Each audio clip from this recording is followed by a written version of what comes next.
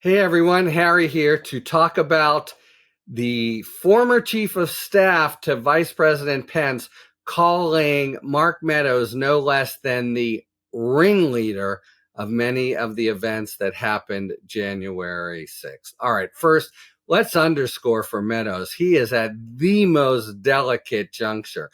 He has somehow managed to get by with half measures in front of the January 6th committee, where he gives up some stuff, then refuses, is referred for contempt, but the department decides not to do it.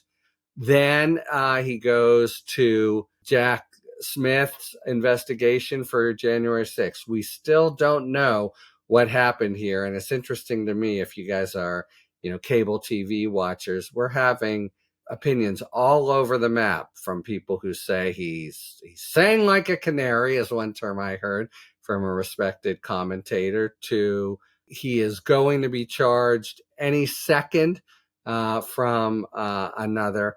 But it sure seems as if he again cooperated in half measure. The big clue is, in the indictment, he's not one of the 6 co-conspirators. He gets mentioned, but it sure seems as if he and his excellent lawyer, George Terwilliger, were able to sell Jack Smith on kind of a partial cooperation where he says some things, but he resists others. And he's not, if you're a cooperator, if you agree to sign up with the U.S. and maybe either receive immunity or a light charge, they own you. That's, sort of, I've been in conversations with often mob guys who you just explain before they do it. Look, and you see the FBI agents say, I own you. You tell me everything. You lie. You're dead.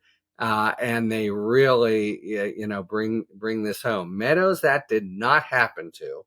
And we don't know exactly what did on January 6th. And now he's in Fulton County. He's playing his big gambit of trying to have the charges first moved to federal court and then second dismissed, basically on the argument that unlike Trump, whatever who has been charged properly with fomenting a coup, Meadows was just sort of doing chief of staff type stuff. A lot comes down to the characterization, as I've said before. He was, coordinating meetings and making phone calls. And of course, the other way of looking at it is he was helping foment a coup.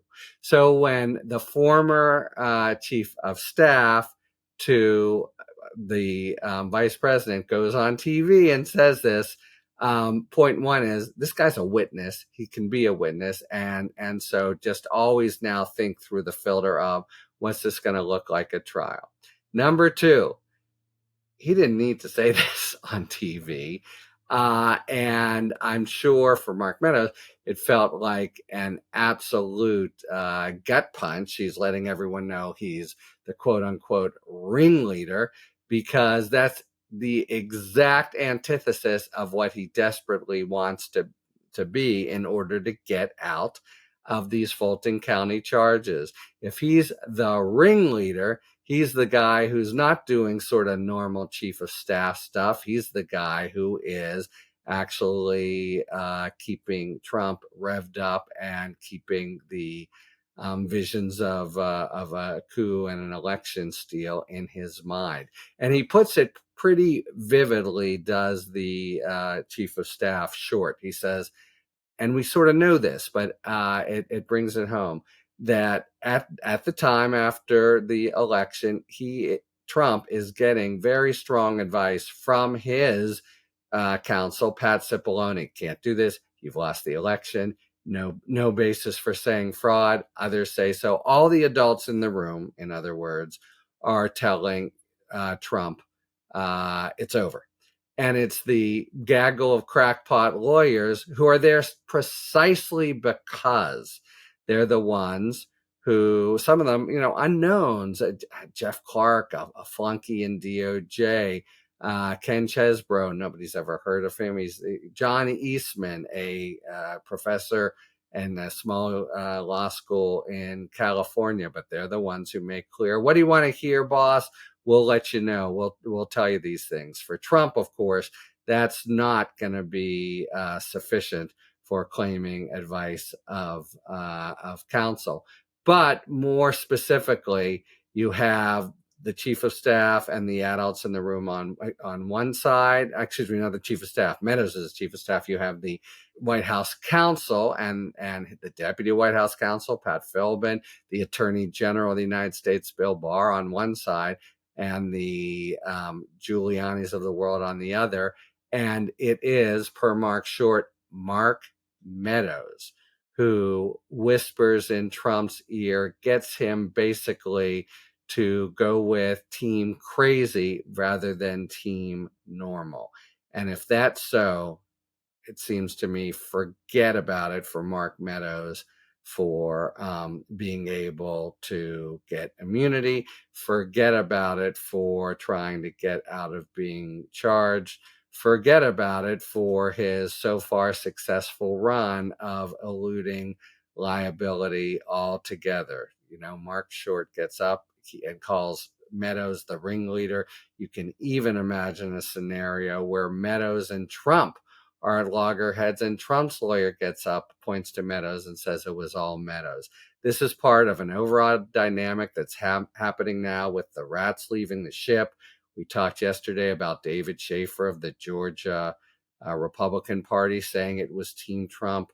Now that it's real and the rubber has hit the road and people are showing up to the decrepit, grimy Fulton County jail to surrender themselves, as Giuliani is doing today, you're seeing self-interest really take hold and people turning against others. Not formally yet, although I expect that to happen. But when the Pence former chief of staff says Meadows is the ringleader, that is a dagger at Meadows's heart, and it prefigures potential testimony that in Fulton County convicts him, sentences him to a crime that Trump can't pardon him for, and really hard time in Fulton County. It is a terrifying prospect.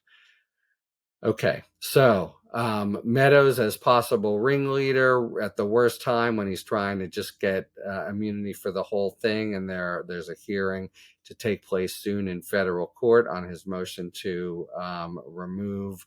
So the pressure couldn't be greater. Talk to you later. Thanks for tuning in.